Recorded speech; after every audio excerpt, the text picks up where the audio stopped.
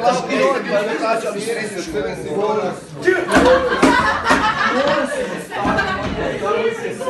Da si nešto pročitao, čuo bi da je Šina.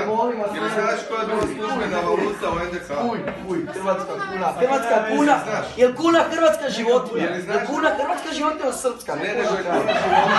Kuna je životinja, dobro, i šta onda? I šta onda? Dobro, da li ti znaš koja je bila službena valuta u NDH? Hrvatska kuna. Kuna se zna. Dobro, kuna, da. I da li je prije ikad u bilo kojoj državi na ovim prostorima kuna bila službena valuta? Ne. Osim u NDH. Šta onda? Šta onda? Kad je nastala slobodna Hrvatska? Pa bolje da smo dinare. Pa onda se iselite iz ove države ako vam smeta naš novac, ono, evo, to ću vam reći. Iselite se iz ove države ako vam smeta sve što je Hrvatska. To sam vam već rekao. Srama sve ove. Pa daj, ajde, predajte u školi. Isuse Bože, bolesno. Pa ne mogu vjerovati šta ste rekli, ono. Zapalite, onda kad dobijete plaću, zapalite taj novac, jer je to ustaški novac. Zapalite. To je to pobjeda! Može vas biti sram što predajete hrvatskoj djeci. Hrvatskoj djeci predajete. Djeci branitelja predajete vi ovo govorite, pa sram vas može biti, dojte sljedeći profesor. Pa Isuse Bože,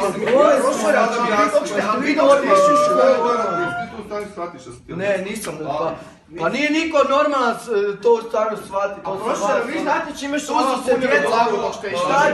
Šta ako je neko, šta ako je neki, nečije djete... Nešto nije po volji.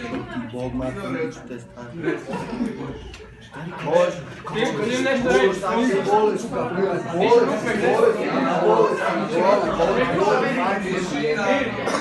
Izađimo, otiđemo molim te Govorekujuću na razgovor gore.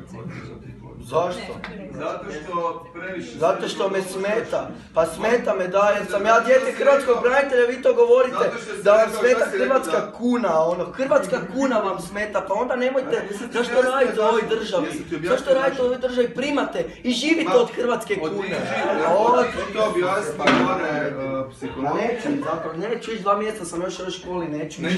Daj, zovite mi starce, policiju, zovite mi.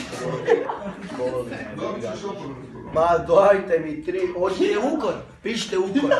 Hoćete mi izbaciti škole da pravite to, ajde, mislite da se ja bojim nešto. Vaših opomena, daj, boli me. Imao ne zanima uopće što si imao, dobit ćeš iduću umjeru. Što je to? Profesor, dobro bi mjeru iduću. Mogu sam reći Znači zapišite.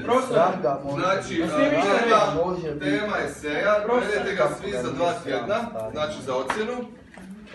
Objasnite, dopustite da završim svoj miš da me prekinuo. Dakle, zapišite kako objašnjavam simpatiziranje